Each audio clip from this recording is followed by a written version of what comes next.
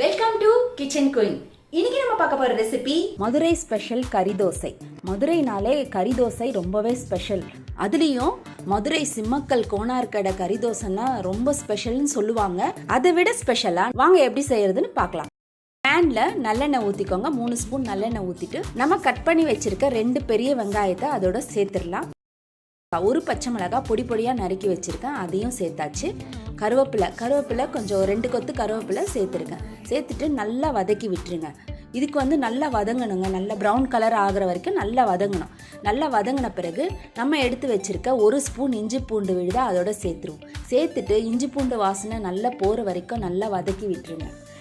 இந்த கறி தோசைக்கு நல்லா வதங்கணும். வெங்காயமே தெரியாத அளவுக்கு வதங்கணும். இப்போது நம்ம எடுத்து வச்சுருக்க 2 தக்காளியை அதோட சேர்த்துடலாம். தக்காளி சேர்த்துட்டு தக்காளி வதங்கிறதுக்கு எப்போவுமே நம்ம மஞ்சத்தூள் உப்பு சேர்த்துப்போம். சேர்த்துட்டு நல்லா வதக்கி விடுங்க. இப்போது நம்ம 1 ஸ்பூன் தனியாத்தூள், பெப்பர் 1 ஸ்பூன் போட்டு நல்லா கிளறி விட்டுருங்க. நல்லா வதங்கி அந்த வெங்காயமும் தக்காளியும் மசாலாலாம் நல்லா வதங்குற வரைக்கும் நல்லா வதங்க விட்டுருங்க. இப்போது நம்ம கழுவி வச்சுருக்கோம் 1/4 கிலோ கொத்து கறி. அந்த கறியை அதோட சேர்த்துருங்க. சேர்த்துட்டு கறி கூட எல்லா மசாலாவும் படுற மாதிரி நல்லா கிளறி விட்டுருங்க. நல்லா கிளறி விடுங்க. இந்த கறி ரொம்ப நேரம் வேகாது, கொஞ்சம் சீக்கிரமாகவே வெந்துடும். ஏன்னா ஆல்ரெடி கொத்தி இருக்குது. இப்போது நம்ம அது கூட மிளகாத்தூளும் உப்பும் போட்டுடுறோம். உப்பு தேவையான அளவு நீங்கள் உப்பு போட்டுக்கோங்க. போட்டுட்டு கொஞ்சமாக தண்ணி ஊற்றுங்க. தண்ணி நிறைய ஊற்றாதீங்க.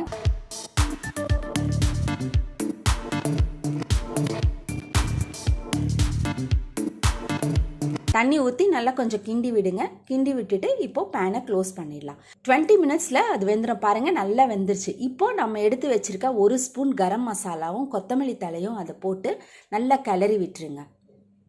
இப்போது கறி தோசைக்கு உண்டான மசாலா ரெடி ஆகிப்போச்சு. கறி ரெடி ஆகிடுச்சு. நல்லாவே சூப்பராக ரெடி ஆகிடுச்சு பாருங்கள்.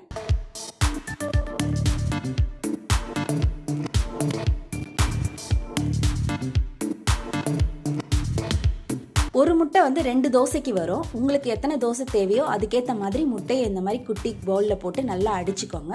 அடிச்சுட்டு இப்போ நம்ம தோசைக்கல்ல அடுப்பில் வச்சுட்டு தோசை கொஞ்சம் திக்காக தான் ஊற்றணும். கல் தோசை ஊற்றுவோம் பார்த்தீங்களா, அந்த மாதிரி ஊற்றிட்டு எண்ணெயை நல்லா ஓரத்துலலாம் ஊற்றி விட்டுருங்க. இப்போது நம்ம கலக்கி வச்சுருக்க அந்த முட்டையை அதோட ஸ்ப்ரெட் பண்ணி விட்டுருங்க. இந்த மாதிரி ஸ்பூனில் எடுத்து ஸ்ப்ரெட் பண்ணி விட்டிங்கன்னா ஈஸியாக இருக்கும். ஃபுல் பக்கமும் ஸ்ப்ரெட் ஆகும் உங்களுக்கு. அப்படியே ஊற்றுனீங்கன்னா அது அங்கங்கே போகும். முட்டையை நல்லா ஸ்ப்ரெட் பண்ணி விட்டாச்சு. இப்போ நம்ம செஞ்சு வச்சுருக்க அந்த கீமாவை எடுத்து ஸ்பூனில் எடுத்து இந்த மாதிரி நல்லா ஸ்ப்ரெட் பண்ணி ஃபுல்லாக இந்த மாதிரி நடுவில் வரைக்கும் ஸ்ப்ரெட் பண்ணுங்கள். ரொம்ப ஓரத்தில் கொண்டு போகாதீங்க. ஸ்ப்ரெட் பண்ணிவிட்டு நல்லா அழுத்தி விட்டுருங்க. நல்லா அழுத்தி விட்டுட்டு இப்போ ஒரு பக்கம் வெந்துருச்சு. வெந்த பிறகு தோசையை பரட்டி போடுங்க.